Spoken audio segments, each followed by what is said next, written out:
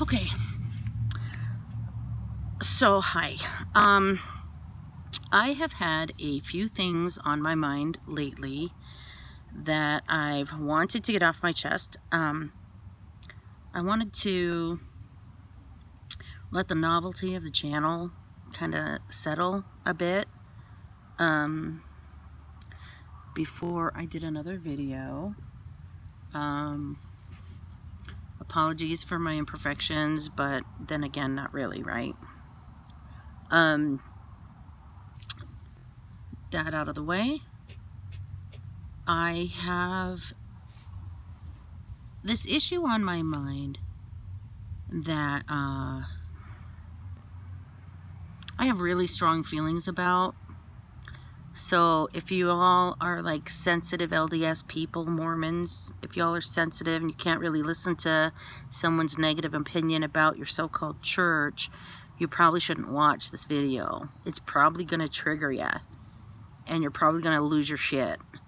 And I'm so sorry for you, you know, but I feel sorrier for the children that are suffering at the hands of the leaders of that so-called church.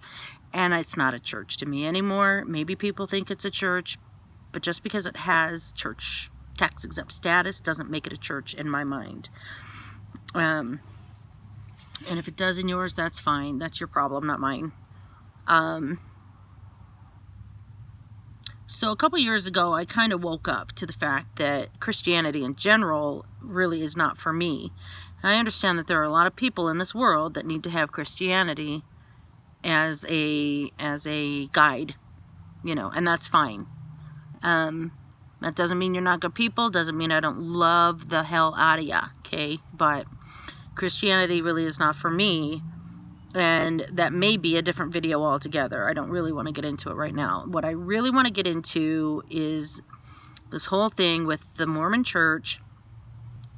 And, you know, there are so many sidetracks here. My brain is going in 5 different directions. First of all, this thing with the Protect LDS Children is basically this movement that was started by a former bishop in Texas. His name's Sam Young. And he basically wanted to protect children from being asked sexually explicit questions in closed door interviews with male bishops, boys and girls, in their so-called worthiness interviews. Well, I'm going to tell you what, first of all, first and foremost, is these children were already fucking worthy. What the fuck do they think children are doing that they're not worthy of God's love? Holy fuck. Like, honestly, like I said, Christianity is not for me, but I fucking grew up Catholic, and then I converted to Mormonism, and I've done a lot of other religious studies in my life, you know. I know quite a bit about a lot of different theologies and things, and I'm not a fucking expert on everything, but I know some shit, okay? And what I know of Christianity and the Bible is, if you believe in that kind of thing, you believe that God loves children, and children are innocent.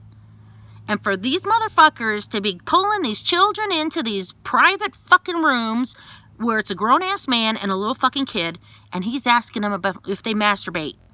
And he's asking these children if they keep the law of chastity. 8 goddamn years old. And younger. These children don't even know what the fucking law of chastity is. Okay? And a lot of adults don't either. It just means you don't have sex before you're married. But then, I mean, that's all it's supposed to mean, really. But then, of course, over the years and over the decades and over the centuries, you know, members, whether they have good intentions or not, have bastardized that law of chastity to mean so much more. You can't even fucking wear bare shoulders. If I were to walk around with a shirt like that, people would be losing their shit. Or if I even did this, look. Whoa! Oh God, bro, you're going to hell. You're going to hell, girl. You better cover up that shoulder. And then it extends into nursing mothers, breastfeeding in public without covering up. There was recently a news story that a lady lost her temple recommend because she refused to cover up when she was nursing her child in church. And I'm just going to tell you, I know that has nothing to do with nursing. It has nothing to do with modesty. What it has to do with is the pervy bishop saw her boobs sticking out and couldn't help but get a hard on. Okay? That's what it was. or he was thinking nasty thoughts. And if he wasn't, somebody else was. And he was trying to look out for all those nasty-minded men having rotten thoughts, rancid thoughts about a woman who's nursing her child. She's just trying to feed her fucking kid. Some bitch. Oh my God. Anyway. So, God, like I said, 5 different fucking directions my brain right now because I'm just pissed. I'm pissed about a lot of stuff. Okay, but this in particular. So God says that, suffer little children to come unto me. Okay, God does not say to come unto me behind closed doors and ask them pervy questions about their sexual habits. Children are innocent, and you have no fucking business asking children about sexual shit. You just fucking don't. You don't. And Sam Young, he finally fucking called it. He's just like, no, this is not right. We should not be doing this, because he's received thousands or hundreds of stories and probably gotten thousands, but many probably haven't been processed yet. But I know there are thousands out there because I know I've got my own story that I've never told anybody. Why?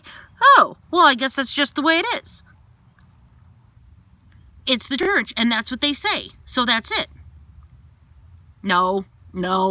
And people are leaving the church in droves because of this shit, and the whole policy about children needing to denounce their parents' relationship if they have gay parents in order to get baptized, in order to receive all the blessings of the temple and all that shit. You can't be a good Mormon you can't be a Mormon in good standing if your parents are gay, unless you renounce their relationship. So how are you going to do that? Let me go ahead and renounce my parents' relationship so that I can get baptized into a church that doesn't give a fuck about me anyway, by the way. They just want my 10%. Okay?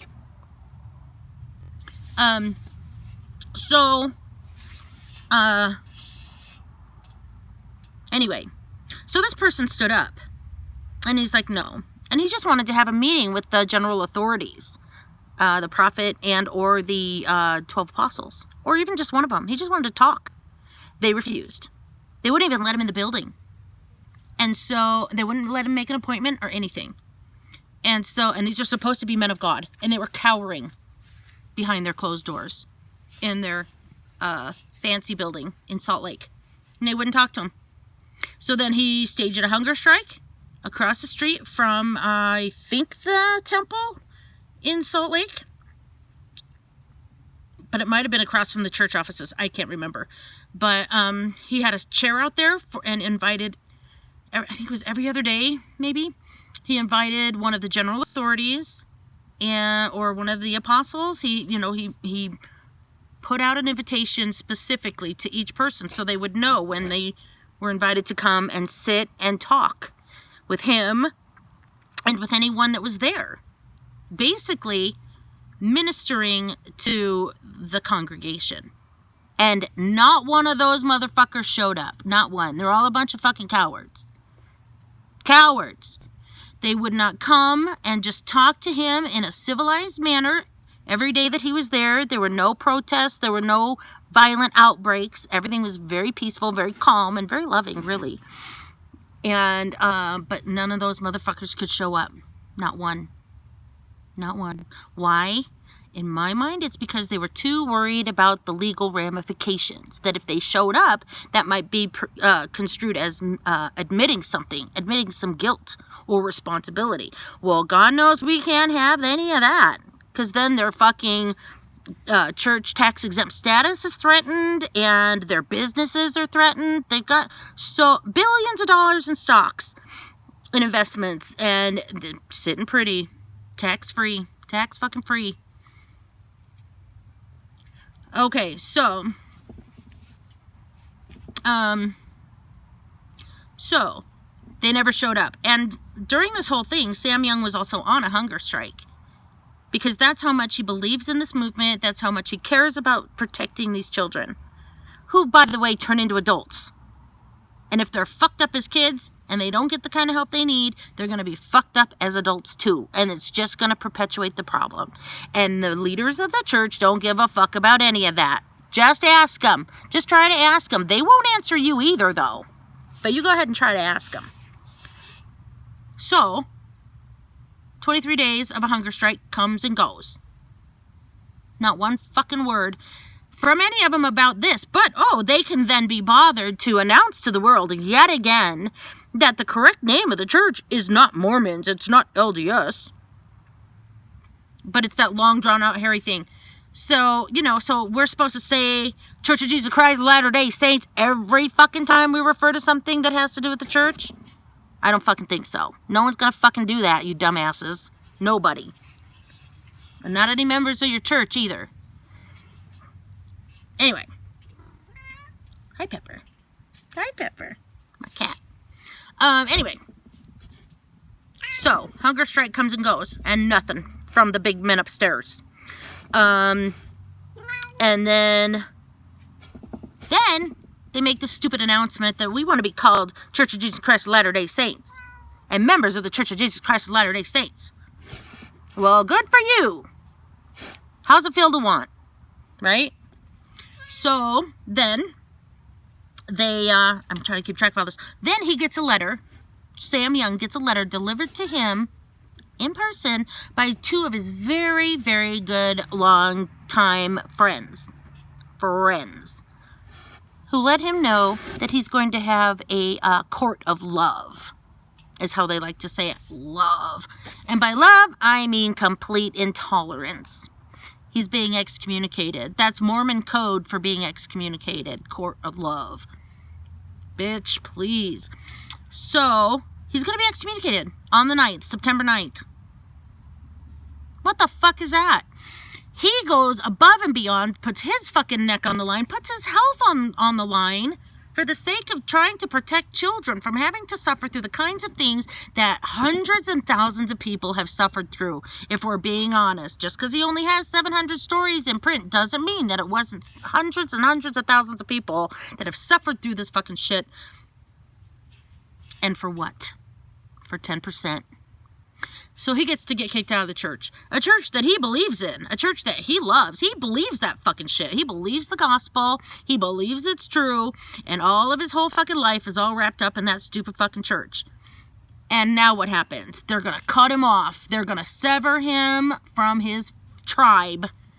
He gets to lose all those friends, all those family members, because they're also fucking blind. They're all gonna fucking dump him. It's not, well, maybe a few good ones won't, but the church is so mind controlling that everyone and anyone that knows him that thinks they want to be a good member is going to disassociate from this man just because he's he stood up for these kids.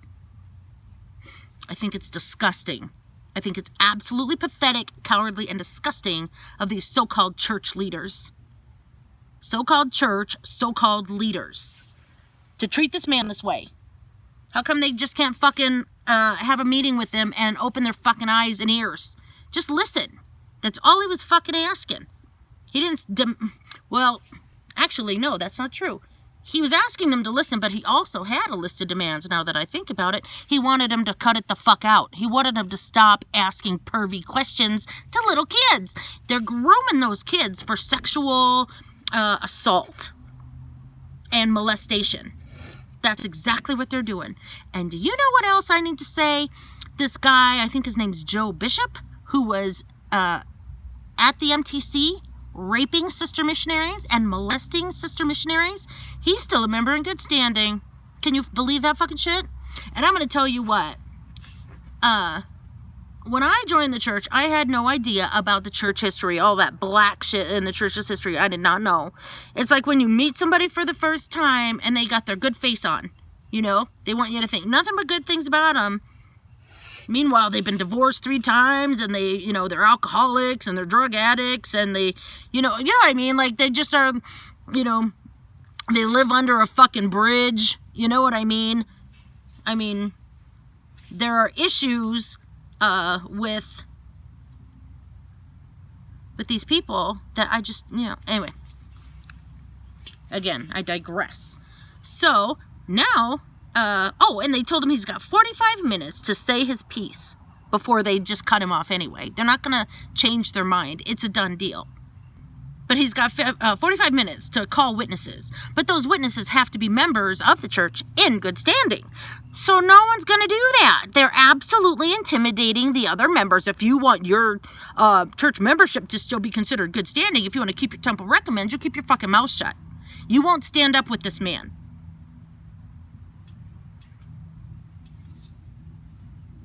How is that okay? How is that good? And how is that loving? And how is that anything like what Jesus would do? Okay? It's nothing like what Jesus would do. Nothing. So, if I didn't already not believe in that so-called church, I sure wouldn't believe in it anymore. I'd be over it. The whole thing with their Prop 8 and their gay issues and everything was really bad. And then trying to block the legalization of medical marijuana in Utah is despicable. And a political lobby, by the way, so they absolutely should be losing their tax-exempt status because they absolutely lobby church members to vote specific ways, to vote specifically for or against certain things. Absolutely do that. They absolutely fucking do it. They fund it and they tell everybody, vote this way. As far as I know, that's a political lobby and they should be losing their tax-exempt status. And I hope somebody out there can hear this that can actually have something to do with making that happen. I would love to see that happen. That's the only time that church ever makes any significant changes that they absolutely should have been making in the first place. Like their end to racism in the 70s and the end to polygamy way back whenever the fuck that was. Only when their tax-exempt status was threatened did they ever fucking change anything. And then all of a sudden, God came down from the heavens and spoke to us and said that we need to make this policy change. Really? What a coincidence, motherfuckers. What a fucking coincidence. Oh my God. It's a fucking joke. If it wasn't so fucking disgusting, it would be hilarious. Whew. Okay, so, yeah. So then now he's being excommunicated and he's asking for people to meet him and be there for him by his side. And whether or not you can go into the meeting is irrelevant. You can be in the parking lot. You can be on the public fucking street. You can be in their town hall. It's in Texas, and maybe I can figure out how to put a link in here or something for his, for what he's put in for his information. But if you're in Texas and you can get there, go. If for no other reason, just for standing up for what's right. It's not right that they treat these people like this. It's not right that the people who have been affected by this treatment grow up to be people with a lot of dysfunction, if they are lucky enough to grow up at all. A lot of people kill themselves over this shit, and they don't want to talk about that. They don't preach about their righteousness in the suicides of innocent children who just felt like dirt and unworthy and unlovable, and so they just kill themselves instead. Because they're going to lose their families, they're going to lose all their friends, they're going to lose their community. For what? What the fuck for? The bottom line is for their 10 fucking pennies to the dollar. That's all the members' lives are worth to these so-called leaders of this so-called church. That's the fucking tea. Ladies and gentlemen, that's the tea. And it's been spilt.